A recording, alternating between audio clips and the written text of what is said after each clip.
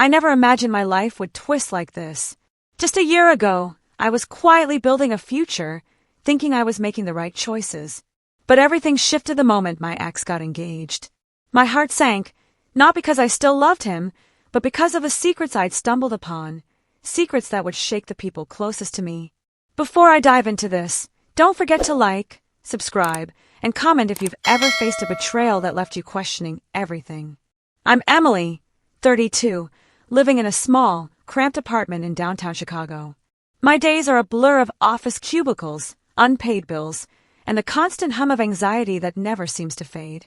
My parents live across the state, but the last few years have frayed our bond. Social media doesn't help either. Everyone seems to have the perfect life, while I'm juggling debt, loneliness, and the crushing weight of being behind in every way. Every morning I wake up to the same routine, the cold floor beneath my feet, the smell of instant coffee, the quiet dread of another day filled with struggle. Financially, I'm barely scraping by. Mentally, I feel like a storm about to break, the noise of the city amplifying my self-doubt. And socially, friends are married, successful, or moving forward, while I remain stuck, watching, waiting, surviving. That's when I discovered something about my ex's doctor that would change everything, even before the wedding invitations arrived. Life had a way of making me feel invisible.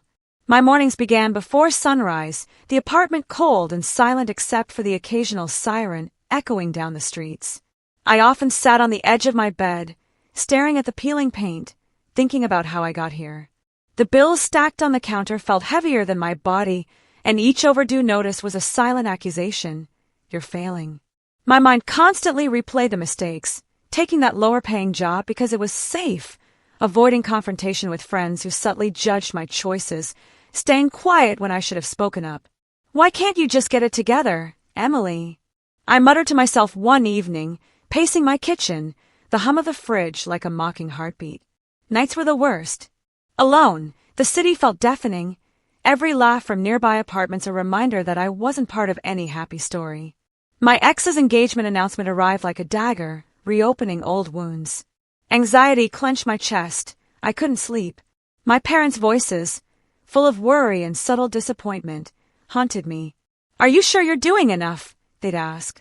I learned to survive on caffeine and silence, carrying my failures like a coat too heavy to remove. Hunger gnawed at me some nights, but worse was the loneliness, the crushing certainty that no one truly understood how trapped I felt. Social events were a minefield. Everyone seemed to talk about success, weddings, kids. I laughed when necessary, hid tears when I could, and through it all, a shadow of fear grew. What if my life never turned around?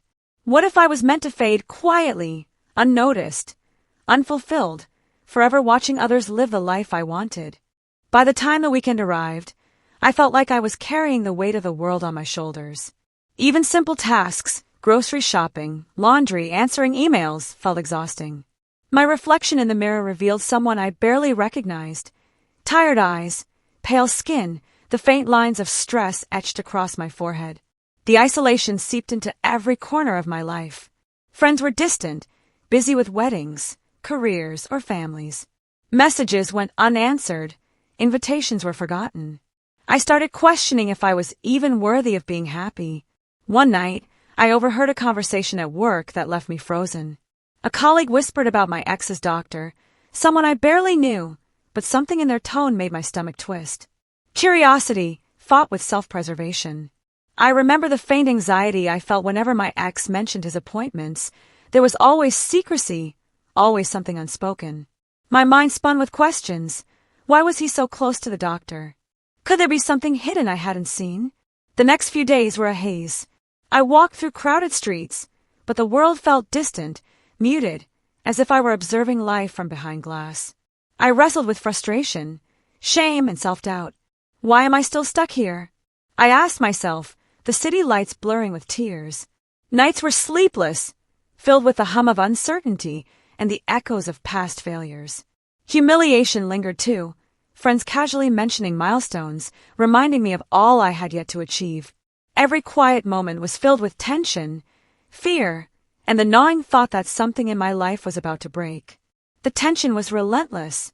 I started noticing how small things pushed me over the edge. A rude barista, a delayed bus, the flicker of an unpaid bill in my inbox. Each annoyance felt magnified, weighted by months, no, years of exhaustion. I kept thinking about my ex's upcoming wedding, how everyone around me seemed to move forward while I was trapped in the same cycle of anxiety and fear. Social media became a battlefield. Every post from former classmates flaunting promotions or vacations pierced deeper into my insecurities. One evening, I sat on the fire escape outside my apartment, the city lights hazy beneath the fog. I could hear faint laughter from a rooftop party nearby. I pressed my hands against my face, tasting the bitterness of helplessness. I thought about calling my parents but stopped. They were tired too, and I didn't want to burden them further.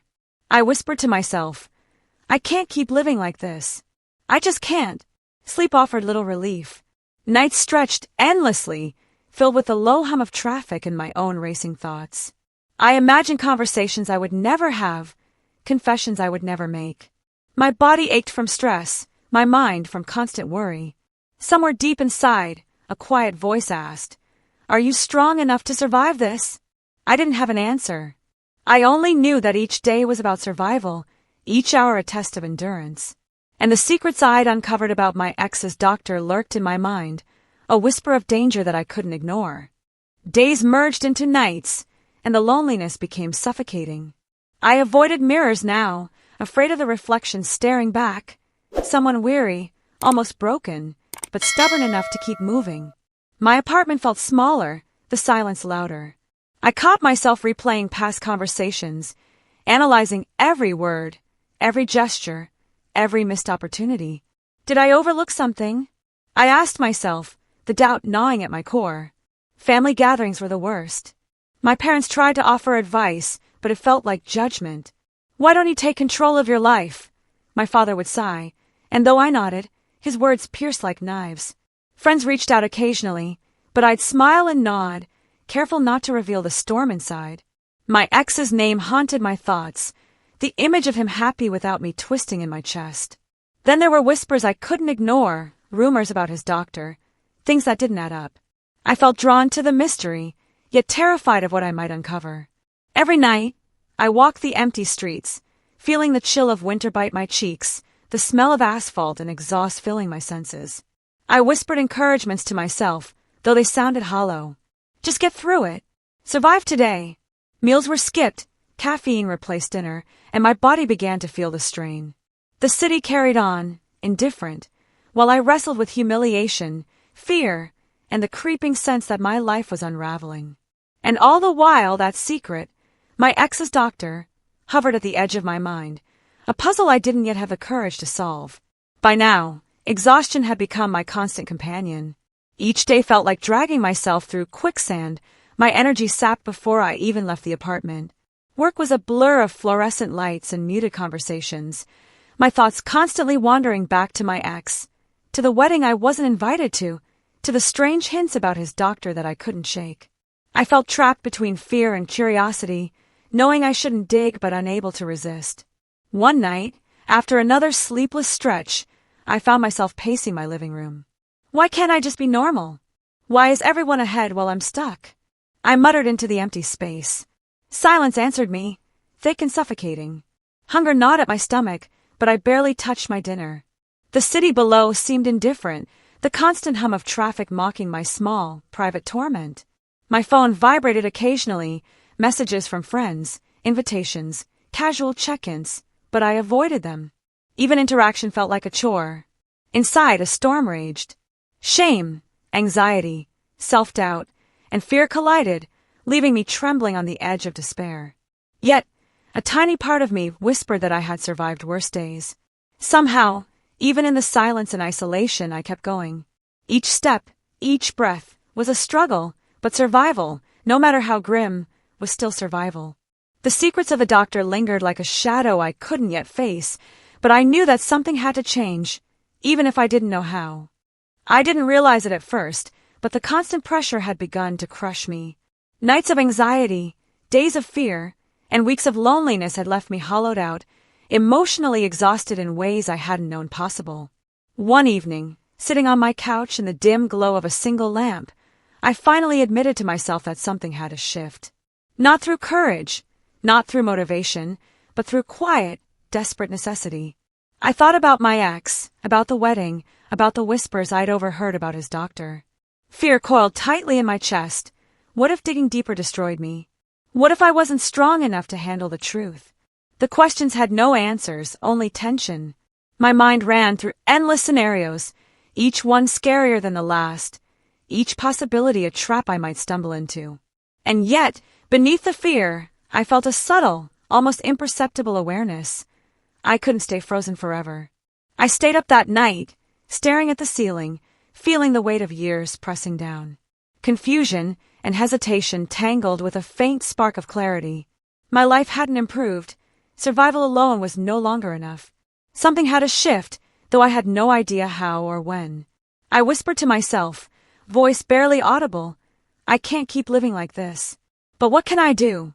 And for the first time in months, the question lingered without immediate panic, a quiet seed of awareness that change, however uncertain, might be possible. I finally reached a point where fear could no longer paralyze me. Sitting alone in my apartment, I felt the tension coiling tighter than ever. Every worry, every shameful memory, every failure, but underneath it, a strange clarity emerged. I had to confront the unknown, even if it terrified me. That meant looking into the whispers about my ex's doctor, facing the secrets I had avoided for months, and deciding whether I could navigate the consequences. I rehearsed conversations in my head, anticipated the worst-case scenarios, and weighed the risks. Anxiety screamed that I might be making a mistake, but I also realized that inaction had brought me nowhere. I could feel the mental pressure building, my chest tight with anticipation, heart racing as I imagined opening doors I had long avoided. Strategy formed in fragments. Gather facts, protect myself, observe carefully. Every decision carried suspense and uncertainty. Every step forward was risky, but staying frozen guaranteed nothing. And so, with trembling hands and a nervous heart, I made a quiet decision. I would try. I didn't have answers. I didn't have courage in the heroic sense. I only had necessity, the urgent awareness that to survive, I had to face the shadows lurking in my life. The first step was terrifying, but I knew the path forward started here in the silence, with fear as my companion rather than my jailer. Taking action was harder than I imagined. I started small, researching, observing, gathering pieces of the puzzle about my ex and his doctor. Each discovery brought a mix of relief and dread. Some nights, I stayed up until 3 a.m., scribbling notes, piecing together what didn't make sense before. At work, I stayed disciplined, pushing myself despite fatigue and the gnawing fear that I might fail again. Setbacks were constant. Emails went unanswered, information led to dead ends, and my emotional reserves were tested to the limit. I felt the familiar ache of loneliness, the nagging self-doubt whispering, maybe you're not cut out for this. But small wins began to appear, a confirmation here, a clue there. Momentum built slowly, painfully, like moving through water, each forward step a testament to endurance rather than sudden triumph. I felt the tension in my chest ease slightly with each tiny victory, though exhaustion remained. Friends and family noticed a change, not a miraculous transformation, but a subtle steadiness in my tone, a quiet confidence in my gaze. I was still wary, still tired, still human, but I was no longer just surviving. I was moving forward, inch by inch, carrying the lessons of every struggle, every sleepless night, and every ounce of anxiety into tangible progress. Eventually, the effort paid off, not in grand gestures, not in instant resolution, but in the subtle, grounding shifts that changed my life. I discovered the truth about my ex's doctor. Hidden motives, personal secrets, and a reality that made the engagement itself far more complicated than anyone knew. Armed with clarity, I approached the situation carefully, protecting myself emotionally and practically. The anxiety that had ruled my life began to loosen its grip, replaced with cautious confidence and the knowledge that I had endured far more than I thought possible. Emotionally, I felt relief and release, a soft, deep exhale after months of tension. My financial and social struggles didn't vanish overnight, but I found a steadier rhythm, a life that was imperfect but mine. I learned the value of patience, careful observation, and self-trust. No one else could fix my path, The change had to come from within. If there's one lesson I can share, it's this: survival is only the beginning. Real growth comes when you face fear, embrace uncertainty, and move forward one deliberate step at a time. Life doesn't hand out instant victories, but it rewards persistence, courage, and clarity. And to anyone listening, struggling in silence, you are not invisible. You can face the shadows, uncover the truth, and slowly, steadily, build the life you deserve. If this story resonated with you, leave a comment, share your experience, and don't forget to subscribe for more real-life journeys like mine.